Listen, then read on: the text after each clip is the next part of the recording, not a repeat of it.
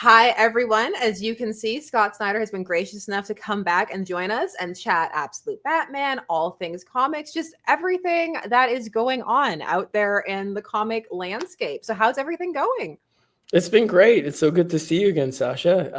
I'm appreciate you making the time. I always have a blast coming on here. So it's good. We're just as I was telling you off the air, we're in the midst of like kid craziness over here because it's school play for the 5-year-old. He's Captain Hook, which very excited. And graduation for the 18-year-old, assuming nothing explodes in his report card. But and he goes off to college in the fall. And then the 14-year-old is like obsessed with the Knicks and baseball and all of that. So it's we got a full slate of like parenting mania right now. Plus it's con season. So I have like Philadelphia. I'll be at Philadelphia Saturday just for the day. And then I think there's another coming up. But yes, cons everywhere.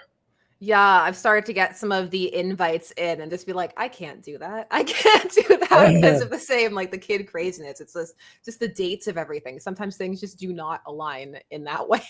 I know. I'm like, no stars have ever aligned. It's all just like my wife, she was like, what if you just take the 14-year-old and the 5-year-old? And I was like, you know what? Maybe I just will. So I'm thinking of just driving down to Philly with them and being like, here's, hang out with me. So it could be fun. I mean, it could be right? exciting. It's a good experience to see all of the things. I took my kids with me to Free Comic Book Day. It meant that I got no free comic books, but they had a great time.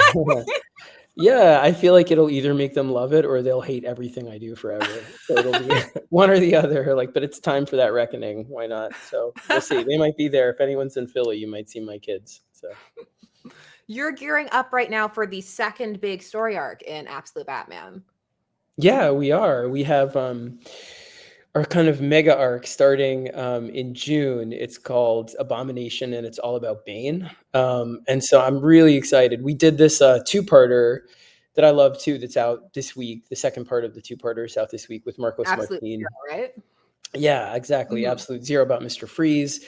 But that arc, it's sort of a meditation on Bruce as someone who's sort of hasn't really thought through this whole Batman thing yet, and believes kind of he like his friends point something out to him that I loved writing about because I think like it can get glossed over sometimes. But in comic books, I feel like in comic books there's the trope of self-sacrifice where heroes go down swinging, and in this version, the more I thought about it, the more it felt like Bruce was almost trying to burn out and go down in flames, because especially what happened to his father. And so that this little arc is very much about that burning out or kind of going down in flames versus the sort of opposite with the ice. And really happy with it, but it sets up everything now. So this one is the big arc that Nick is back for, and it's kind of the second big act of our kind of first year on Absolute Batman. Was it always going to be called Abomination, or was that a response to some of the discussion around the design?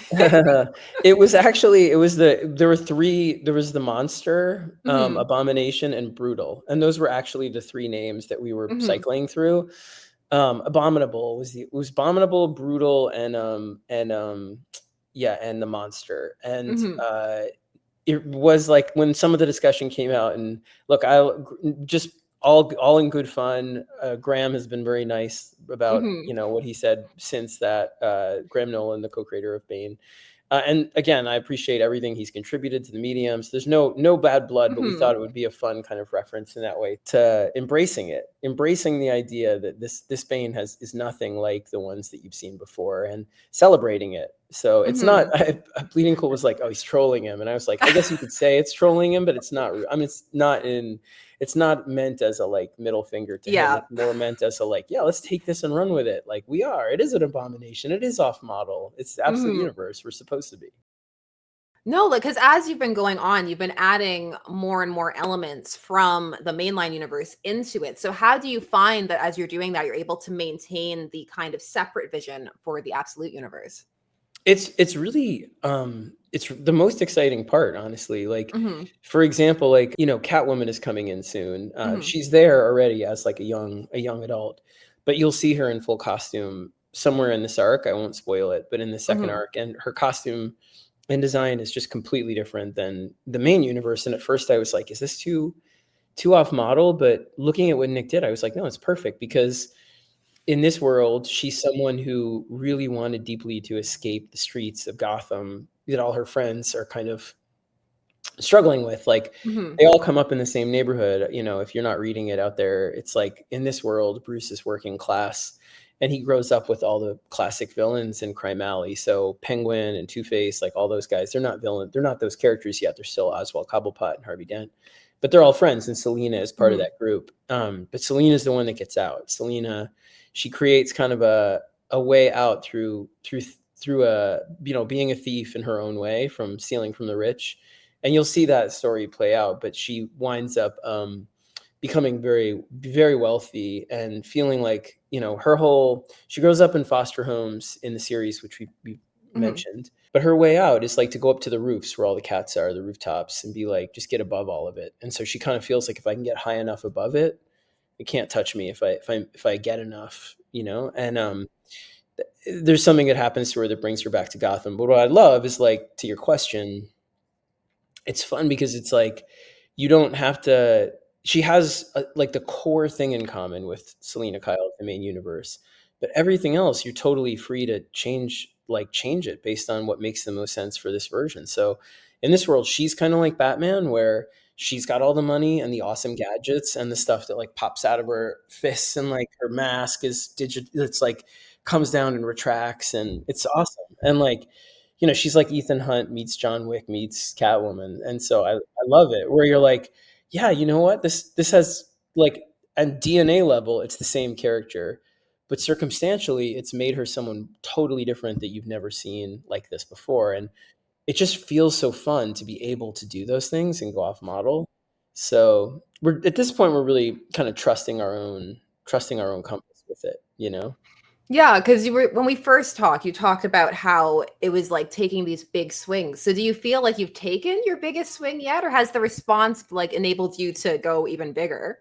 Oh, it's definitely, I mean, like, even if people hated it, we'd probably just keep going bigger, because but the response definitely helps a lot. I mean, I know I told you this, but like, we never expected it to Mhm. do what it's doing, and for the whole line to do with what it's doing. So, but it really is an affirmation, not so much of like us or the book, but of the fan base being great, and the fan base of comics. I mean, in general, and superhero comics in particular, I think being enthusiastic about wanting new things, wanting to see the characters, you know, challenged and reinvented and all of that stuff. So seeing the sales helps a lot. It helps Yeah. DC. DC leaves us alone, which is like a good factor of the sales. But the biggest stuff is definitely coming. I mean, in this arc alone, you'll see you'll understand the connection to a whole bunch of villains, and you're going to see some characters popping up that are fan favorites. I don't want to spoil too much, but people have Mhm. been asking for, and you'll start, you know, there's a lot of Easter eggs and spoilers, and you'll start to see the scope of the Bat world that we're creating, I think.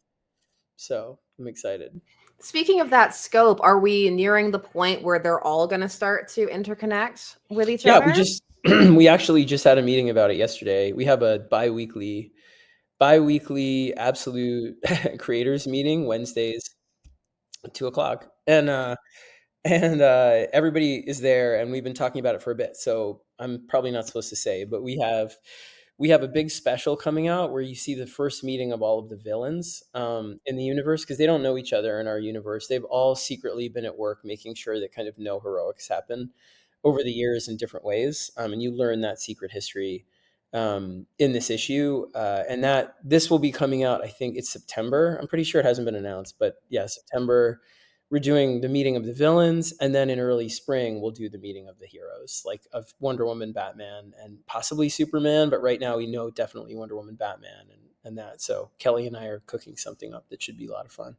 So yeah, we have a big plan, and then Josh and I. One thing I'd love like people out there to understand is just that a lot of years that I was at DC were pretty chaotic, and again, not throwing anyone under a bus, but there was just a lot of change, right? Like, they moved out to Los Angeles. The same with Marvel. Like, they got acquired by Disney.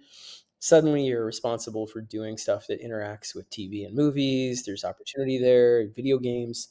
But ultimately, like, it feels like a lot of that stuff is kind of faded in a bunch of ways, in a good way, in my opinion, so that we're kind of back to comics, and comics doing kind of, what comics do. And the problem with that kind of chaotic period is it was really difficult to plan, because even in the short while, like when we first moved to LA, it was that DC did. I mean, it was like we were Warner Brothers, and then it was like AT&T bought that, and then Discovery Plus bought that, and then you don't know who your boss is, in terms of the higher ups, because it's always changing.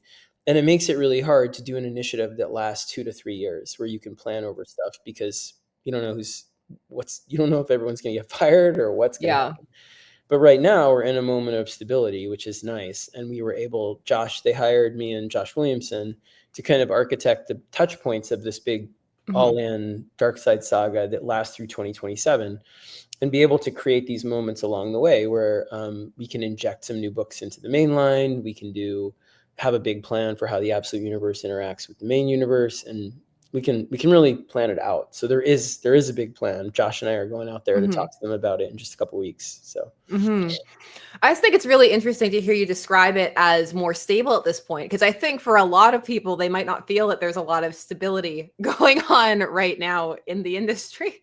No, there's not. I mean, it's this really paradoxical thing, Sasha, where you're right. Like, there's a moment, I was saying this to someone just the other day, it's this moment of like tremendous economic anxiety, and in comics and in everywhere. I mean, people don't know if there'll be disruption from tariffs for shipping or printing. They don't know, with Diamond going down, if that's going to be super disruptive. When you switch over to Penguin Random House, they have a different structure where they publish books, for example, with a much longer tail, like further out. So it'll be a longer distance in between the comics and the trades. Like, there's all kinds of stuff that could make, that causes a lot of chaos. That said, like, the other side of it is it's a weirdly exciting moment where it feels like we're having more success, not just at DC, but in the indie space, Skybound, and also with areas of Marvel that are really sort of overperforming in ways that no one expected. And what it's showing is that the audience isn't shrinking. The audience is there, and they want to go to these stories in times of economic concern and worry. It's like during COVID, we had one of our biggest spikes in the industry ever, which was completely paradoxical, but it was like people had a little bit of money to spend, and they wanted to go back to their kid hobbies, the comfort food of it.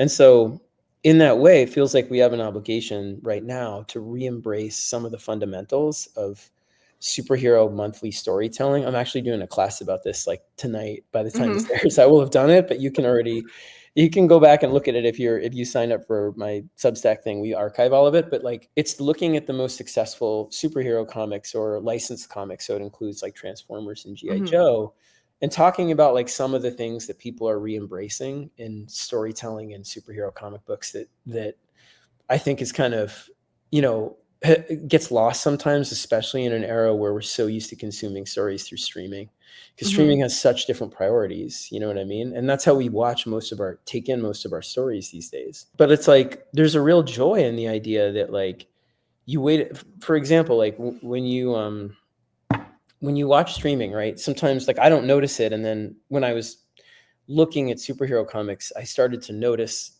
like a bleed of some of those priorities into stuff I was reading, where it's like, when you're doing streaming, you already have bought the whole season by the time you start watching, because it's through your subscription.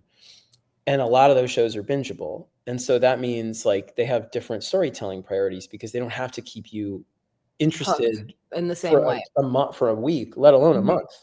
And you don't pay for each one as you go. And you don't have to remind people of why it's awesome. You don't have to hook them at the end. And a lot of that stuff I feel like has gotten into, monthly comics. And, I'm sure I'm guilty of it too. So it's not like me going around shaming, everybody. I'm sure I do it too. But it made me like really look hard again at what are some of the joys of monthly storytelling, and especially in superheroes, where it's like big openings, moments that make you say, what the fuck? And like, you want to go tell your friends all month about, did you read that? Big cliffhangers, moments of awesomeness where you remind people why these characters are special. And you see that. And so this class, like, I'm looking at G.I. Joe, Transformers, Ultimate Spider-Man, Absolute Martian Manhunter, and showing how there's like 5 or 6 things, if you think about them, they're specific to our medium, Mhm. that when you really embrace them, it feels like you're kind of taking full advantage of the craft. You know, you Mhm. don't have to do them every issue. I make, you know, everyone always, you make deliberate decisions sometimes to do the opposite, just to, you know, Mhm. if you have a special issue that's doing a different thing. But I do think that there's a Venn diagram that you'll find, like going back to Grant Morrison and you know, Jeff Johns and Gail Simone, Mhm. like all these people that have had classic runs, that you can open any issue in the run and find 4 or 5 things happening at once where you're like, oh yeah, they always have a moment. It's like, I've got to go tell my friends. They always have a, you know, a moment where you're reminded why this character is awesome. You have a cliffhanger that really makes you drives you to the next issue, and simple things. But like, I Yeah. think when you watch your favorite streaming show, if you're watching this and you go and it's bingeable, see if they have those, because a lot of them just don't. Like a lot of them, and because their priorities are to be immersive, you know, and to they're more like a graphic novel or A trade in a way, because yeah, there has trade. been a lot of writing for the trade. And I have also noticed that the pacing is definitely starting to shift a little bit. And it works because either way, they read well in trade, whether you're pacing it for month to month or for the trade. So like trades are end up being fine either way.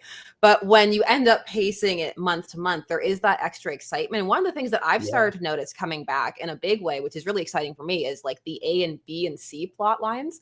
There's Yes. a lot more seeding going on, and like I've noticed there's a lot more interconnectivity again between the 100%. different books and the world, and it's really rewarding.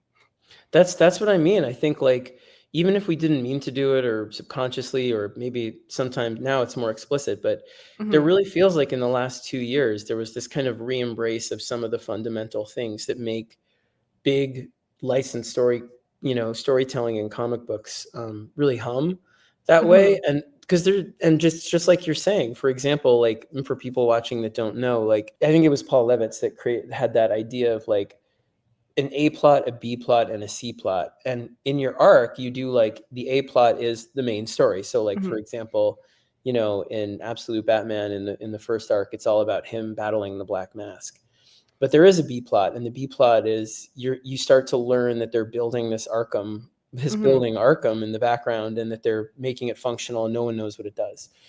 And then there's a touch of a C plot, which is the Joker. You know, you see Mhm. that the Joker is out there in some way.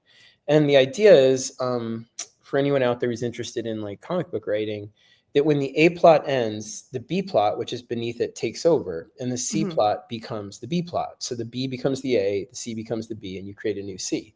And you keep doing that kind of, you do Mhm. that sort of weave, you know, throughout. And I see it all over the place now. Whereas a few years ago, I feel like if you look at comic book runs, and again, one of the hardest things about it is like, I know maybe I get criticized for it, but like I'm never going to point out to you someone's comic that I'm like, this is doing this thing that I don't like, you know, because I don't believe, I like, you know, we're a community of creators, and it's not that I'm not critical, and I am critical to people that, you know, I'm Mhm. critical to my friends about their books when we talk about things, but I'm not like going to go put people on blast on you know, on social media. But that said, if you go look at even popular comic book runs from a couple of years ago, all across companies, not singling anything out, you'll find, I think, more decompression. Not always, but in a lot of books, like you'll see Mhm. plots that go for 2 years, like, you know, 3-year storylines, Mhm. you know, and they're not like a C plot coming up to it. It's like the A plot goes that long. Mhm. You'll see things where it's like, you know, issues that don't, that really are just connective tissue, that feel like, if they're atmospheric, and again, that really works in streaming when you've bought the whole thing and it's adding texture. But when you're doing monthly books like this, especially in a time like you pointed out, that's economically kind of fraught, I just think it's important to at least just like make a very deliberate decision, if you're not going to kind of think about some of the things that give monthly readers a lot of joy, Mhm. you know, that you're making a decision. I'm not doing those things because this. And I think me too, over the last few years, I'm sure you know, guilty of it as well. I just think like sometimes you drift from those and think like, yeah, you know, they'll show up for the next one. And especially when things are going really well economically, like Mhm. they were in comics in 2020, 2021. when Mhm. all of a sudden, again, we got this whole new readership from COVID, which was crazy. But now a lot of that readership is kind of lapsing, but they're finding their way back in new ways, which Mhm. is really exciting. It's not about, it was about speculation in the 2020s and in 2020, where people like, if you kind of think about it this way, and then I'll shut up about it, but it's like, I love this stuff. It's like super fascinating to me, even though I know it's crazy boring to a lot of people, but it's tracking the industry, you know what I mean? And seeing what's real and what's not about sales, like what's bullshit and what's, because there's Well, so many. it's because there are so many different facets to the fandom. And they're all relevant, but it's just what you're actually aiming for and what you're looking to achieve, because the speculator market is very different than the reader market. There can be overlap, but they're just looking for different things. There's a different type Exactly. of fandom to collectability and that kind of thing, and taking something and slabbing it than taking something and reading it. And they lead to different things. I feel personally that the readership one leads to a longer term type of commitment than the collectability, because there's just you're just in it for something different. There's nothing, it's not a better than or worse than, it's just different. Yeah, 100, you're nailing it. I mean, I agree 100%. Well, we all love both those audiences. I mean, but you could see it. My kid loves baseball cards, like I said, my 14-year-old. And suddenly, because we went to Cooperstown in 2018, 29, and then you go back there and all of a sudden the card stores, the whole industry is different, where they have all these packs of cards where, there's special collectors where you pay Mhm. $150 and you might get a chip of a bat of someone famous, or you Yeah. get, and it's all of this monetized stuff. And I understand it's kind of like adults want to come back into their kid hobbies and make it kind of like gambling, like with FanDuel and all. Like, I mean, there's just a rise of gambling, and not that that's a bad thing, but you see it in comics during that period too, where there's Mhm. this spike. And so there's a lot of YouTube channels and people that talk consistently about comics failing and comics failing. And to me, whether you're like comics are doing amazing or you're like comics are doing awful, there's just a reductive quality to that that's just totally Mhm. unhelpful one way or another. Like, comics are not failing and comics are not soaring to new heights. Mhm. They're just different things happening in the mechanics of the economics that are interesting. Like, and they are doing particularly well right now at the major companies. They're not, again, I'm not trying to inflate it to be like their best years ever, but like, I can tell you, as someone now employed as a consultant and a writer at DC, that we've overshot our budget we're 6 months ahead of where we had hoped to be now Mhm. this year, which is great. What that means is we can reinvest in the line in the spring, and bring in new creators, do more of the stuff that's working, phase Mhm. out some of the stuff that's not, and really try and keep improving. And that's a good thing, is like to be operating from a place where things are doing well, without having to be like before, where it was speculator well. And I think there was more of a like, almost like, right, I guess my thesis is this: like, the things that are doing well right now are really doing well because there's stories that are awesome, and they're Mhm. really embracing the things that make comics fun and special and big and all of that. And before, in the 2020 to 20, you could do really well by playing that speculator game. You know what I mean? By Mhm. being like, it's the first appearance of a character who might show up in a movie, or it's a variant cover by this extremely rare artist from, Mhm. and then that could pay for your whole first 6 issues. So there Mhm. was a way of doing those things that could make you forget about story fundamentals, because there were other ways of making your book successful. Mhm. Um, Whereas now that market has kind of gone away for the most part, the speculator one. And so it really is like live or die by the quality of the story month to month. And that's exciting as much as that's scary. I like that market. Mhm. I mean, I've always loved that market. Sometimes you wind up surprising people by more people come in than you thought. And you're like, oh, there are more comic fans than you expected. So Mhm.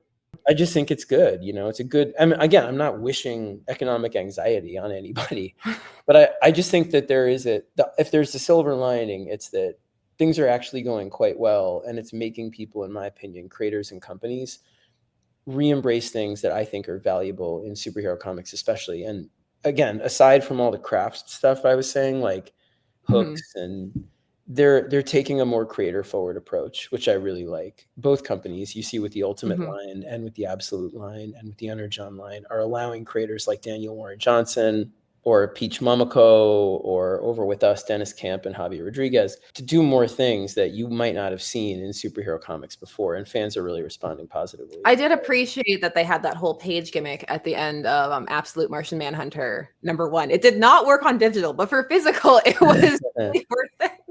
I know. Dennis is a madman. I love Dennis. He's actually become like one of my like spirit animal friends over the last like 2 years, where he's so committed to comics and such a big fan, and he's so fully formed, like he's a really special creator who I think is gonna just have a meteoric, continued meteoric rise. He's just great. Been a lot of really interesting just fan response, because that's what I track a lot of on my channel. It's just like seeing kind of what people are responding to. And it's been really interesting just to see the different avenues that people are coming to this from, which has been a lot of fun. So has it surprised you in any way, like where people are coming from? Because I've seen so many people coming from TikTok and the like. Yeah, that's the biggest surprise. Is like I see all these TikToks about Absolute Batman, and my 18-year-old now, it's really funny. Like his friends know Absolute Batman, even though I don't think they read it, but they know it. And like it's very funny to see it have pierced that zone. But it's super exciting, when people are like, oh, I wish over the summer, I'm like, you've got to help me use TikTok, and like not put me on it, but like use him. He's going to do, I was like, intern with me and help me, because I have no idea how to do it. So he could completely embarrass me if he wanted. But no, seeing that influx, because I was at DC a lot of years where there was always two strains. There was a strain of like, what we need to do is like forget the classic audience and do new stuff and shake it all up. And there was another strain which was like, there is no new audience. There's only the classic audience, the long box audience. We've got to re-embrace that. And you can see those play themselves out from like New 52 to Rebirth to, you can see those strains, at war. Dueling with each other. Yeah. Right. And I've always thought that like they really work in tandem together nicely, where you can do both things at the same time and bring a lot of people in. But the thing that's been really surprising is how much of the new is embraced by the classic fandom and by new readership as well, which I didn't expect. Like seeing, I don't remember what had come out when we spoke last, but like to speak like out of school, like, every book in like the Absolute line, like Flash sold 175,000, Green Lantern sold 170,000, Martian Manhunter sold out at 130,000. Those are not numbers that any of us expected. We thought, a fraction of those numbers. And that's not speculator. We're not doing a heavy variant program for any of these books. And what you see is I see things about these books on TikTok. I see things about the books also from on League of Comic Geeks, and I see them in the stores. Like my old head, like all of us whatever, it's my kid is always calling me like, like all of us like in the stores, they're excited about these books as well, about Ultimate Wolverine and all these things. So I just think the desire for both, like, classic is great and it should always be there. But the embrace of newness is something that really surprised me, like across the demographics, and I don't know. I just think it speaks to a moment in time when you're searching for meaning in these characters when the world is really chaotic, and you come back to these characters to be like, make me brave in the face of the things that I'm scared of. And I think that, though people are always more excited to see the characters reinvented in those moments in the 80s and then in the early 2000s and then, again now. So I don't know. There's a different appetite in, I think, moments of turmoil, like where we're unsure of who we are. There's a lot going on in the world.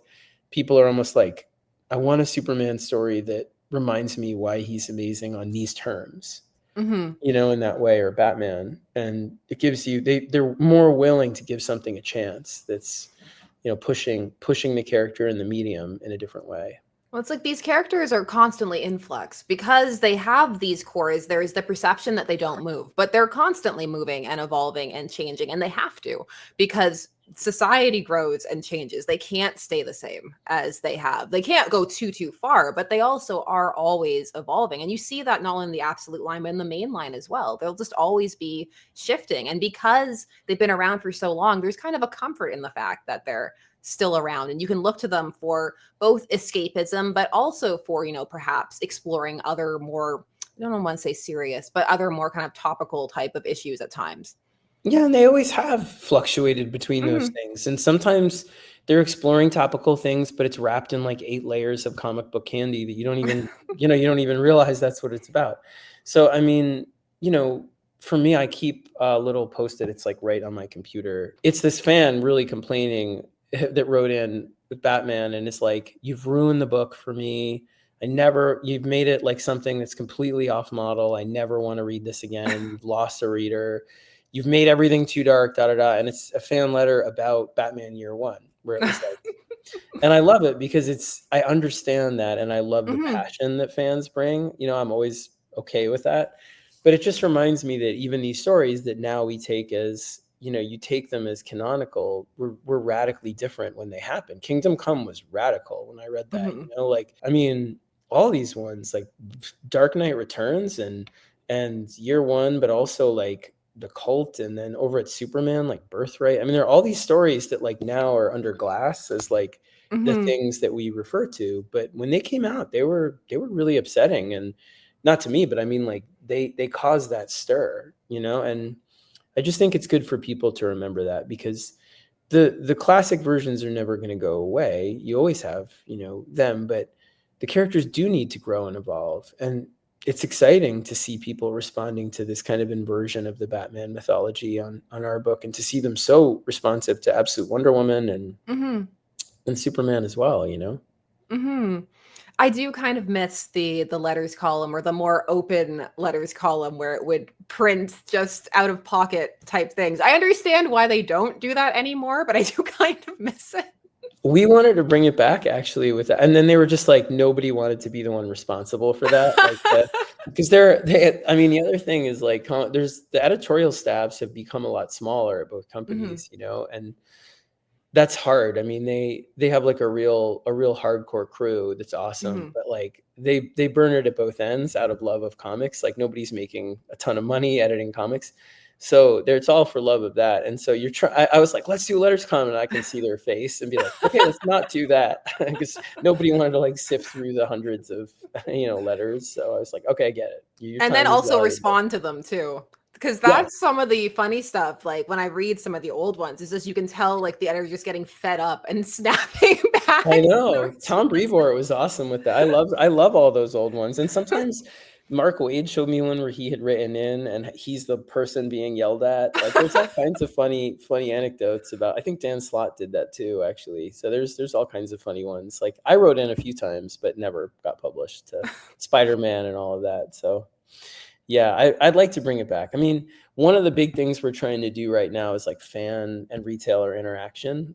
So for example, like even today, like I'm sending the issue out today, or sent it yesterday, but we're sending it more fully today to retailers for issue 9 early. And they haven't done that with the series, with any series except for number 1s. But we were like, you know what? There's a lot of Easter eggs and surprises in this issue. And they're like, it's going to leak. And it's like, who gives a shit if it leaks? Like, I don't, whatever, like get people in the store, have fun. Like, and so small moves like that, bigger moves, like, we have some stuff planned for the fall. Like I'm doing a big storyline with Josh. That's the second part of our all-in thing. Again, probably get in trouble for saying, but it's in the fall into the spring.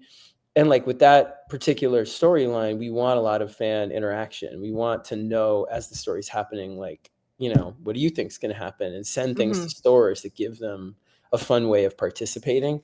So all of that is like trying to be like you're saying, getting back to that idea of like, it's not like a company on a hill that just sends down things. It's like, we're in this together.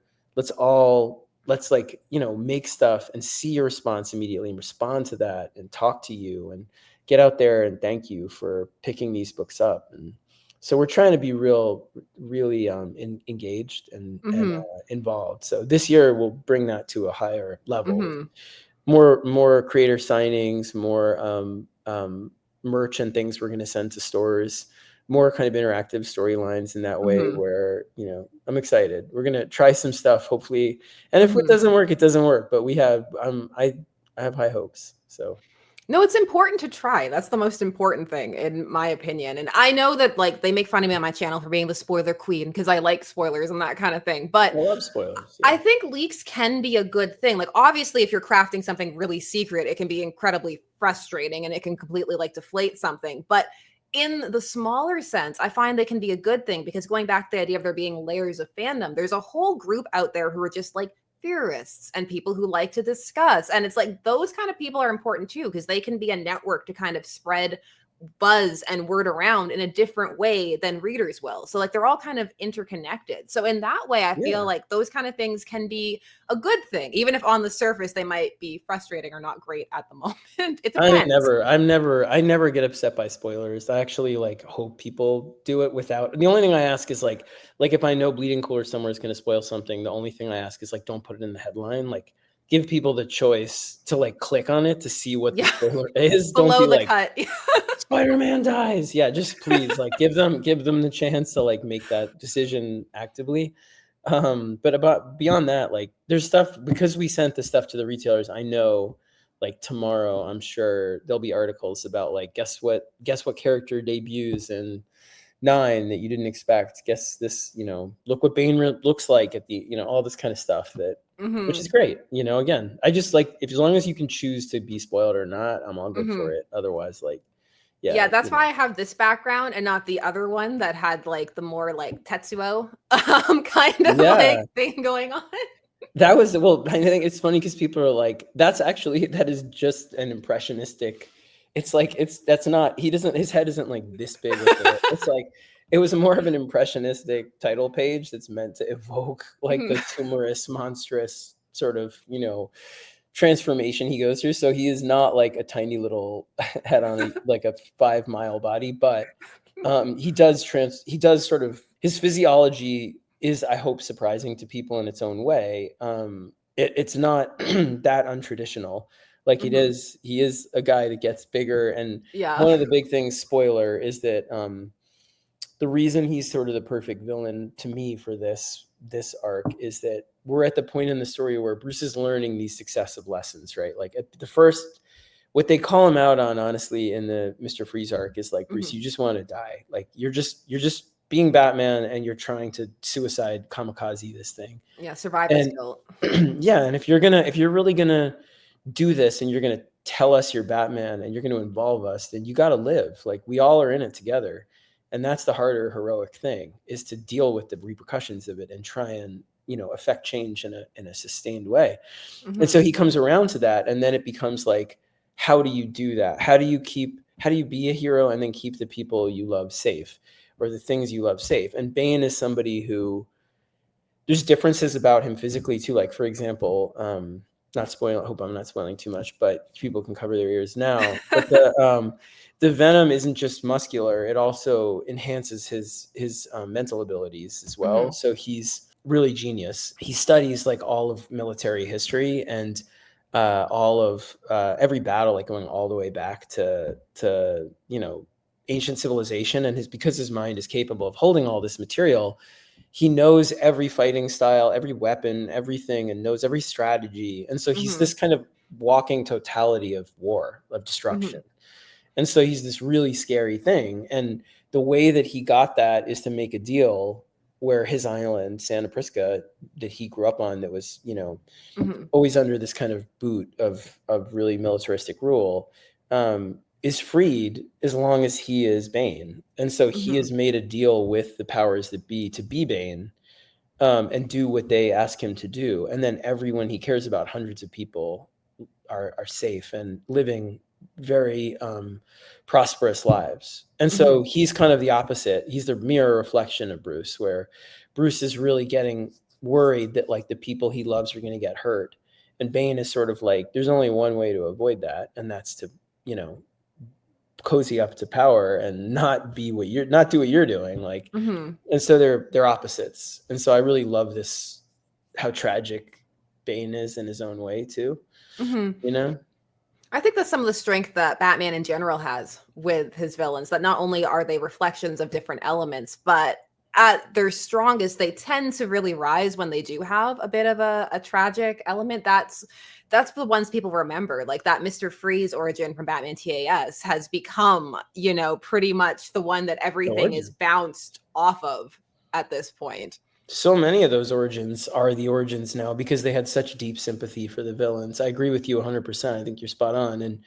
And here it's always about, if we choose a villain like that, making sure that the villain is sort of antithetical to Bruce, such as Mr. Freeze was, where Mhm. Mr. Freeze is sort of a celebration of the reckoning that's coming. Our version of him is the child of Nora and Victor, and they put Mhm. him in the ice to preserve him while there was a cure found for what he had. And they thought of the ice as this like beautiful, pristine thing that holds wonders and keeps you frozen until the Mhm. world can be fixed. And he's like, you know, and the way that a lot of rich people think of the ice these days too, about like, well, we can go in the ice and come out when the world death is cured.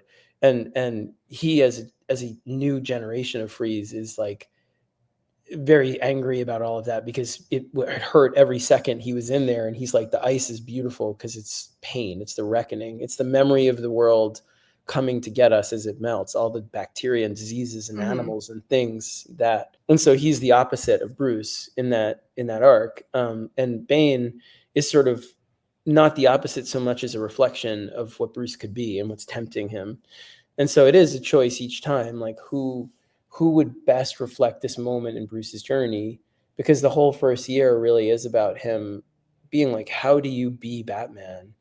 How do you Mhm. and survive and like and make a change when you go up against something as huge as what the Joker is in this world? If you have nothing, like how do you fight somebody that's a generational billionaire with resources, like, because the Joker is sort of like Bruce Wayne here, where he has murder islands and caves with cars and all kinds of stuff. It's coming in soon. You'll see issue 14 is our special Mhm. Joker issue. Again, spoiler, but And baby coats. So baby coats, yes, baby coats.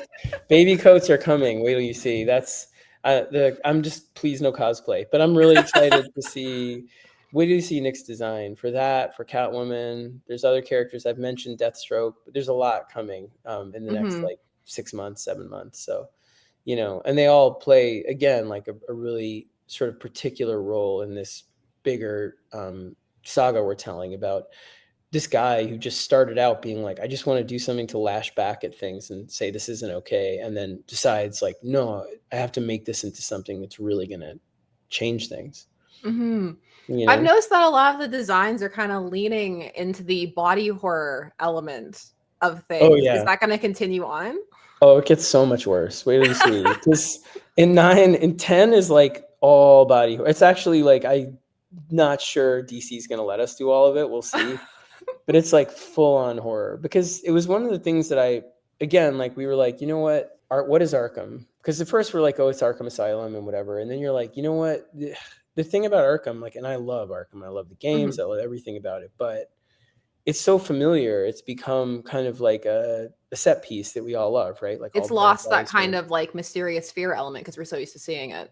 Yeah, exactly. So what if Arkham is almost like unknowable black labyrinthian place that's been, you don't know what's around every corner is a horror you don't expect, and like you Mhm. can't get out. Once you're in there, there's no coming out, and nobody knows you're there.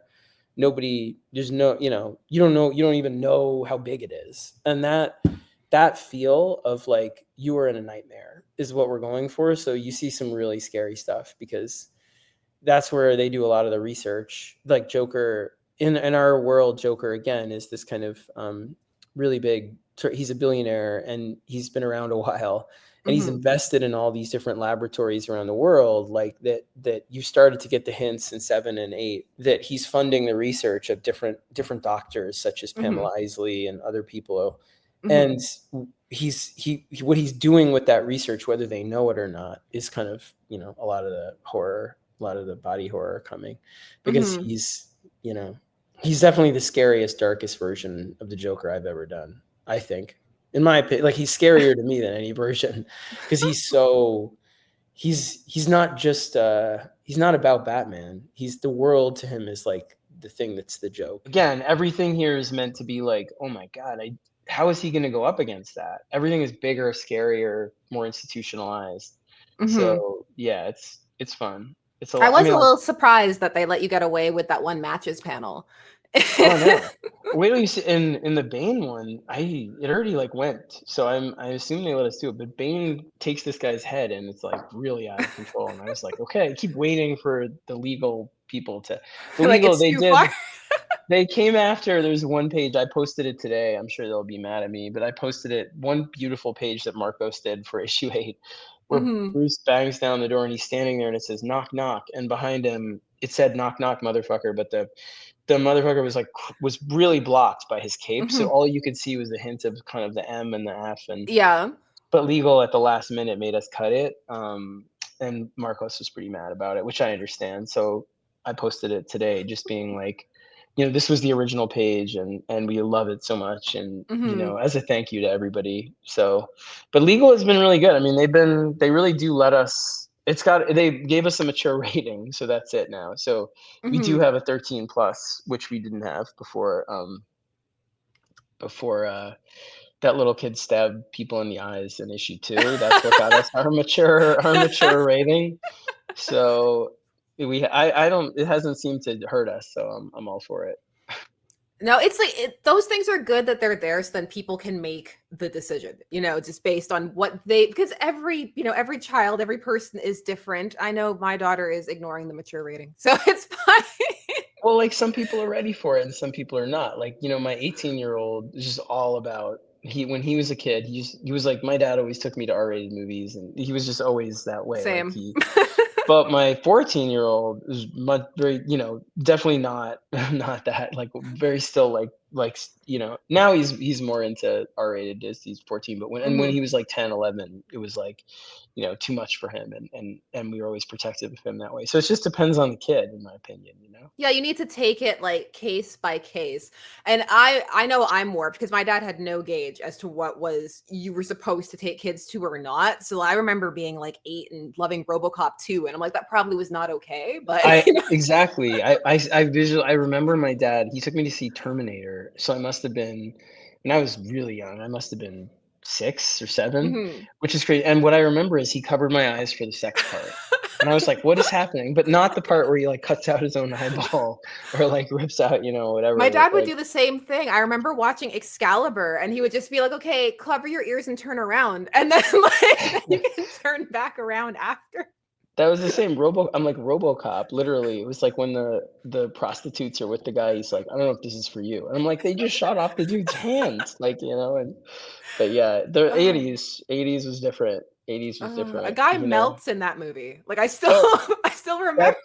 I remember it like visually, and it was like when he hit the car, and it was like, it was real film back then. So I don't know. I'm not again, like I worried a lot. Like when we were on Batman the first time, the main series, I worried a lot about content that way, especially with Joker, because there was also discussions about like people co-opting the Joker for violence and all kinds of stuff. So it was much more in my mind about how to tell the story you really feel is appropriate, and also trying to not cross a line. And with this one, it's different because it's its own universe, and it's not designed, it's not the classic characters, and it is meant to be rougher. Like it's a world where Darkseid is kind of infused in every atom, and it leans towards cruelty, the whole world, and these heroes have to burn brighter, and sometimes that means the stories are going to be darker and more violent, and I think that's okay for this world. So that's me convincing myself, but yeah.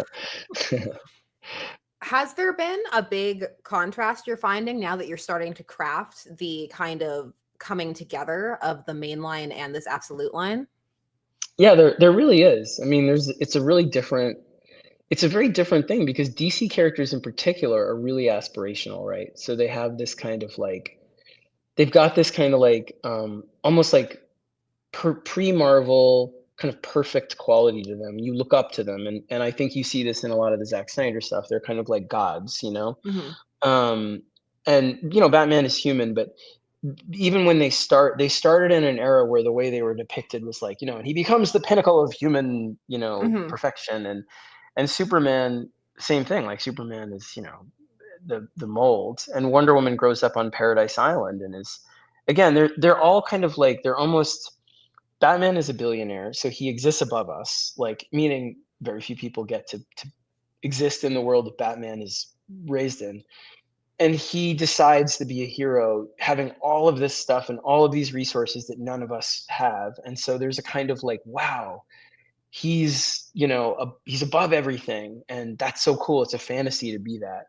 Superman from another planet comes here with powers way beyond anything any of us can do, and born that way, and so on. Wonder Woman, same thing. Wonder Woman comes from a magical island. Mhm. Marvel characters are a lot more relatable, and I don't mean they're better for that. I think the DC characters have become really relatable since, but they're formed in a way at a time where in the 30s, where in the 40s, where it's more like, they're more sort of ciphers of aspiration. Whereas Marvel, it's like you're a normal kid and you get bit by a spider, you know what I mean? Or Mhm. and so with this world, with the absolute world, it leans almost way harder than Marvel into, like, these characters grow up rough, and I know they're like, Mhm. oh well, Bruce has his mother, but being involved in a mass shooting, and then coming up working class, having to not having any of the protections of wealth, and Wonder Woman similarly being raised in hell, coming here with everyone disliking you, no Amazons anywhere. Mhm. Superman being raised on Krypton and then it blows up when he's 13. All of that kind of feeling, to me, it's so different. They come here and they're just like, they're underdogs. They're people that you almost would think they're not going to turn out good. Like, they're not going to be the good guys. They're going Mhm. to be the bad guys. And so there's a danger to them and a quality to them that's unpredictable, and they're just so fun in that way. They have this energy where you don't know if Superman's going to really fuck you up, or like Wonder Woman Mhm. is going to cast a spell and do something Mhm. awful to you. So they're really different, and they've got this kind of edge where it's almost like if Marvel sits in between the Absolute Universe and the DC Universe, these two sit at opposite ends of the kind of spectrum, where Batman might be the best example of this inversion wholly, because Superman still has powers and Wonder Woman is from, but like, I think it's a really powerful thing that Batman, nobody can be Batman but Bruce Wayne in the main universe. And it's a lot of fun to write that, because even when he shows up, he projects wealth. Like, his suit is better than anything you could imagine. His car is better than anything, right? So when he's there, he's saying, I am from this other stratosphere, like wham. And that's the power fantasy. But what it also bakes in is that, like, nobody could be Batman but him, like, really, because you'd have to have all those resources, train every day of your life, know everybody around the world to do it, have a butler, have a cave, like. And so in this world, Bruce is just, really determined and smart. But he's not a genius. It's not like he's just a dude that's like absolutely committed to this belief that you turn trauma into a fuel to make the world better. And so in that way, he really is the opposite lesson, that like anybody could be Batman. You know what I mean? The fun of Batman in the main universe is nobody could be Batman. So when you get to, that's why it's like, be Batman is like a joke, because it's fun, because nobody could be Batman. But in this world, you could be Batman. You know what I mean? And Mhm. there's a joy to that reversal, because people see him and they're like, yeah, man, like, you know what I mean? Like, why not? I'm gonna go to the gym and be Batman. Like, and that's fun. It's fun to write that and see that in the next issue Mhm. in 9, you start to see people responding to him and being like, yeah, I like Mhm. this dude. It's fun. I think what it can also do is for people who are fans of the original build of Batman, like I am, and I think that there is something really aspirational and inspiring and hopeful about the idea that even if one did have a lot more than anybody else, that you would still choose to do good with it. There's just something really hopeful, and it's not naive, but it's just there's a kindness to that, that like, yes, even if you had all these advantages, you would still choose to do the right thing because it's right. And there's just that kind of purity to that original concept. And so when you have these two kind of contrasting with each other, in a way, they reinforce each other. And so there's this kind of core to that, because, like you were saying about how it's making that decision to turn the trauma into something good and meaningful. They both do that, but from very different angles. And that's part of what makes it fun. And so if you're following both universes, you get something out of both. I think that's a good thing. I hadn't thought of it that way. That's really fascinating. I love that take. I always thought of it as like Bruce, Bruce in the main universe, again, like he's almost like what we wish billionaires would do and be in that way. And sometimes that's hard to write, just even as much as I love writing it, Hmm. just because if my kids, it's like, especially with teenagers that like are not into billionaires, like it can be a hard sell. But I think you're right. I think it is something that almost is like sort of mirror images of each other in the way that there's an example that it's not just kind of a fantasy, that it is like what should be. The more you have, the more you should give, and that is what Bruce is. And there's heroism in that as well, and especially the way that people write him more recently, where as Bruce, he's very active in all kinds of stuff too. Well, it's like over time, they've definitely added more to the behind the scenes of the characters' civilian lives. Because I love to go back to the silver and the golden ages, and at the beginning, that's not as big of a thing. And like Superman goes through that hilarious era where he's just a jerk to everybody, and then I somehow know. it's just kind of memory hold. It's so yeah. Batman is funny because it's like it was like Bruce Wayne has all this money, could do all these things, and he's just a jerk all the time, like pretending to be like this, loser, and like never gives anything to anyone. He's always like Lamborghinis and whatever. And they've definitely modified that But that's not since. true, though. From the earliest outsets in the golden age, there was philanthropy and the like, and it's one of those things where That's true. I find fascinating that element tends to be downplayed, and other elements are overplayed, like the gun use and stuff. I'm like, well, that happened in a few issues, but then it's reinforced in things like Year One, and so it becomes this kind of massive moment, which is understandable because his hatred of guns has become such a core part of the element. But the philanthropy has been kind of reduced, and I think it just depends on the era that you're in terms of what the societal attitudes are Yeah, surrounding the that's true. class that he's from. So Yeah, I just remember that kind of in the 80s, it was sort of like, maybe it was because, again, the billionaires and the yeah. rich at that time were sort of vilified. So there was sort of a like, it was almost like he had disdain for the character of Bruce Wayne and was very like, I just do this to get to Batman. And it was Mhm. seen almost as this kind of facade, like that's the mask was a big thing. And Yes, I remember that. Yeah. I think it's changed a lot. Where the way I remember when I started on him with Greg, we made a choice to have it be, but there were two halves of the same mission. Like Bruce Wayne was going to always be active in the city, trying to make it better, and Mhm. Batman was always going to be active, trying to make the city better in his way. And that they were sort of like, neither was the mask. They were all Batman. Like everything Yeah, is Batman. altogether, a complete Yeah, person. yeah. Like there's nothing but the mission. They're two halves of one mission, and that's it. You know. Mhm. So they're both real because they both are doing. They're both, yeah. One is by day, one is by night. Like, and that's kind of Mhm. what they are. But with this Bruce, it's fun because like he also has a job, so he Yeah. has to like go do it and have some money. Which I feel like I keep meaning to show him at his job again. It's because actually it's really fun. Lucius Fox is his foreman, so he's Mhm. mentioned really briefly, but that's Lucius's role. Is he does all of these city construction projects, and Mhm. he's like a mentor to Bruce. So he comes in later, but um and then I'm like, oh, there's too much to do. So I've like not showed him punching the time clock or any of that stuff in a while. I have to get him back to work, actually.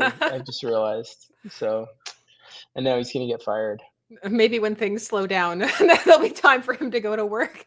I know, I know. Well, there's always a balance, right? Too, because like the really interesting thing to me is like what I remember there was like an era with the New 52 where he was being written, they aged him down, and then they also Mhm. wanted him to be, like, young with a roommate, with Jimmy Olsen as his roommate, and so there were all these kind of really pedestrian Spider-Man, like, struggles where it was like, Mhm. "Ugh, rent is due, Jimmy, what are we gonna do?" And I was like, "This dude could, like, crush a diamond out of, like," and be like, "Here's rent for the next 100 years, landlady." It just doesn't, like, fit, and you don't wanna see it, You just wanna see the different scope. And Batman isn't that grand, but I do worry sometimes where I'm like, I don't know if you wanna struggle to see him, like, pay the electric bill. At the same time, you do want him part of an ecosystem that shows that he doesn't have what the other Batman has. So that, for example, like he can't the other Batman would just waltz right into this story, and Mhm. he could go to Arkham Asylum or Arkham and know what Mhm. it is. He'd invest in it. He'd be like, "I'm an investor. Can I come in and see Mhm. this?" They'd be like, "Oh, sure."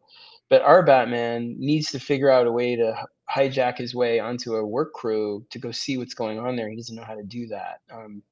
And so there's fun ways of it's like the trying to make it fun that he Mhm. doesn't have these things as opposed to like ramen again, you know, like that. Like, I don't think anybody want I don't know if anyone wants to see that. Like I'm certainly happy to write some scenes like that, but you know what I mean. I'm like, I don't want to tip it into a thing where it's like super so down to earth that you're like, this isn't fun. I don't want to be reminded of like my Wi-Fi bill like in Batman, you know. I think So what you said there was key was like some scenes because when you go back and look at some of the older comics, particularly in the Bronze Age, where they start to bring that emotional element into a lot of the works, there's always a balance. But because over time we have the entirety of the plot, it sometimes comes across when you talk about like it was huge parts of the issue. It's like, oh, Peter's always trying to like pay rent and he has all these date troubles and stuff. When you go back, it's like only a couple of panels in the issue itself, but it's just over time it kind of builds into something bigger. I have a McFarlane page that I got one for my 13th birthday. I think I told you Mhm. about it. Like, he was very kind and gave me a page I could definitely not have afforded. And in it, Spider-Man is like swinging into Aunt May's house and being like, "Ugh, got to do the laundry, got to do this, that, whatever." And I'm like, "Oh, this was so much of the culture back then of Spider-Man." And then I looked and it was like that was the only mention of it in the whole Mhm. like in the whole issue. It was like it's just everything else is like fighting the lizard and whatever. But it's like even you're right, even the smallest things can make them relatable and bring it home some. But it's a fun balance too, you know. Mhm. I'm like because you want him to have like the fun gadgets and all the stuff that he builds himself. And then I'm like, could he Mhm. really have afforded this? But then I'm like, yes, he got money. He won a lawsuit against the city when he was injured as a construction worker. So Well, he has some money. there's also the suspension of disbelief. Like you have to it's like people have to be willing to go along a little bit. You Right? can't. Exactly. Like for the fun. And I should go get my kid in a minute. But I think that the thing that I would like, you know, push really hard is that one of the things I've really realized with Batman is that like his awesomeness, the thing I love about the character more Mhm. than anything really is that his awesomeness isn't just like, you know, like a funny fun thing. Mhm. It's actually like baked into the DNA that the more awesome he is, the more the lesson, the core lesson of him is strengthened, which is nothing, no punch the world hits you with, can you not get up from and be better and punch back in a way that makes the Mhm. world better. And so because like Superman, his trauma, you know, is unrelatable as much as it's relatable. Like, but he comes from an alien planet that blew up. You know what I mean? That's hard to wrap your head around. And he's not. It doesn't mean you can't feel for him, but like that's a big trauma that's like beyond the scope of what you you've experienced. You know what I Mhm. mean? Whereas Wonder Woman, similarly, she's from the island and so on. But Bruce, like, you can imagine what it's like to have your parents killed, and it's much more like a real fear of real Mhm. people on real kids. Like, what if my parents die? What if this happened? And so there's this wound with him that's so brutal that you're like, God, he should not turn into a good person, like, or whatever. And then he gets up and he's like, I'm going to be the best. And that core thing is all that Batman is. And then if you embrace that, the more awesome he is, like the Mhm. cooler and funnier and more awesome, like bigger and tougher. And the more it reinforces that lesson. So there's like this like awesome loop where you're like, Mhm. the more bad like Lego Batman, like the more badass he is, the more it feeds that lesson of like, see, you can overcome anything and you can be your own hero. Like, Superman is the one that kind of sees us and is inspired by us, which is like, God, Superman believes in me. Wonder Woman is equally sort of Mhm. amazing, believes in our ability to connect in peace and find peace, all of it. Mhm. And is like less about like this amazing person believes in me or in us, and is more like he's not thinking about us, he's just doing, and Mhm. he turns the trauma into the triumph, and you see that and you're like, I can do that, I want to do. Mhm. And so it's a different kind of like, it's just a really special construction, and I think it's why it's so fun to like feed feed him with all the cool, crazy shit you can do in a book like this. So, And I think it's part of what's helped the character endure as well, because that kind of message just can it goes through time, because there's always different things, that are happening. it But is, I and that's feel why like we shouldn't test the internet test the too much internet. more.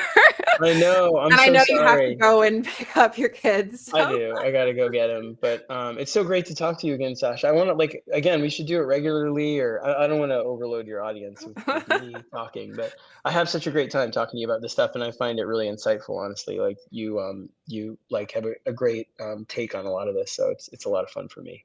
No, I always appreciate when you have the time to come and chat. So definitely we will do it again. And everybody go check out Absolute Batman, the Absolute Universe, all in comics in general. Do all of the things. So Yes, exactly. It's a great moment for all of it. So go, even if it's not our comics, go buy some comics. Well, thank you so much. Anytime. Thanks so much to everyone who made it to the end, and to Scott for stopping by to talk comics. Share your thoughts on Absolute Batman and more. At the time this is releasing, there's still an opportunity to pre-order issue number 9 of Absolute Batman. Again, time of recording. As always, thanks so much for taking some time today spent discussing comics with me. I always appreciate it, and there'll be more coming soon. Until then, bye-bye.